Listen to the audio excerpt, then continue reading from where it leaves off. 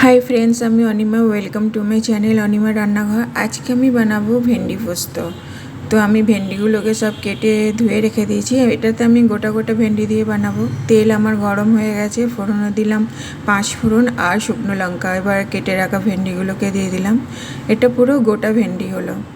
তো ভেন্ডিগুলোকে একটু হালকা ফ্রাই করে নেব।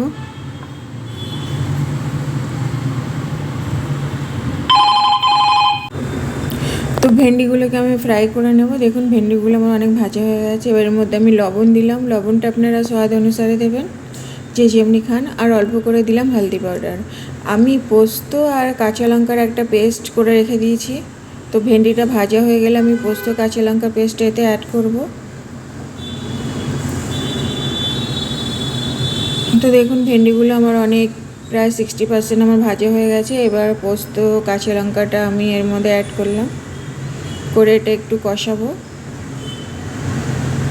কষানো হয়ে গেলে আমি এর মধ্যে পরিমাণ মতো অল্প করে জল দেব। দেখুন আমার কষানো হয়ে গেছে। এবার এর মধ্যে আমি জল দিলাম। জল এতে বেশি দেওয়া হবে না, অল্পই দেওয়া হবে। এর মধ্যে 2টো কাঁচা লঙ্কা দিয়ে দিলাম আর আমি ঢাকা দিয়ে দিলাম। এবার আমি ঢাকনা খুলে দেখব আমার কত দূর হলো।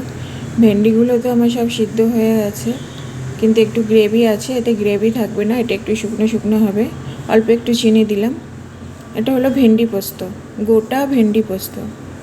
তো দেখুন জলগুলো, গ্রেভিগুলো পুরো শুকিয়ে গেছে আর মাখা মাখা হয়ে গেছে। ভেন্ডি পোস্ত আমার পুরো রেডি। তো ঘরে আপনারাও এইভাবে ভেন্ডি পোস্ত বানিয়ে খেয়ে দেখবেন। যদি আমার এই রেসিপিটা ভালো লাগে তো একটা লাইক, কমেন্ট, শেয়ার, সাবস্ক্রাইব অবশ্যই করবেন। তো চলো tata, bye bye, have a